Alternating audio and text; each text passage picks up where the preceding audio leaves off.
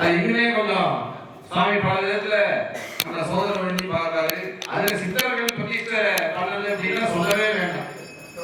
ஏன்னா சுமார் 1000 ஆண்டுகள் இந்த கோவிலுடைய பழமையை சொல்றாங்க. ஏன்னா சித்தர்கள் இன்னும் அங்க அமர்ந்து பார்த்துட்டு இருப்பாங்க. நம்ம செய்யக்கூடிய அந்த வழிபாடுகளை, நம்மளுடைய பிரார்த்தனைகளை எல்லாத்தையும் அந்தர்யாமியா நம்மளுக்கு தெரியாம இருக்கும். அதனால கோவிலுக்கு வந்தோம் அப்படின்னா, அதுவும் பொதுவாகவே கோவிலுக்கு வந்தா பேசக்கூடாது, சிவசிவன் சொல்லிட்டு இருக்கு. அது இந்த மாதிரி சித்தர்கள் கோவிலுக்குள்ள வந்தா ரொம்ப அமைதியா இருக்கு. ரொம்ப முக்கியம் அதான். ஏன்னா நம்மளுக்கு தொழில், வியாபாரம், விவசாயம், குடும்ப விஷயங்கள் எல்லாமே உண்டு. இங்க வந்து உட்கார்ந்ததுக்கு அப்புறம் நம்ம அதை இங்க சிந்திக்க கூடாது. ஏன்னா இது ரொம்ப குறைவான நேரம். இறைவனுடைய வழிபாடு சிந்திக்கிற நேரம் பார்த்தீங்கன்னா ரொம்ப குறைவு.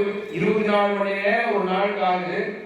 அதிகபட்சமா அவங்க இல்லத்துல சாமி கும்பிட்ற நேரம் எவ்வளவுன்னு கேட்டீங்கன்னா 2 நிமிடமா இருக்கு.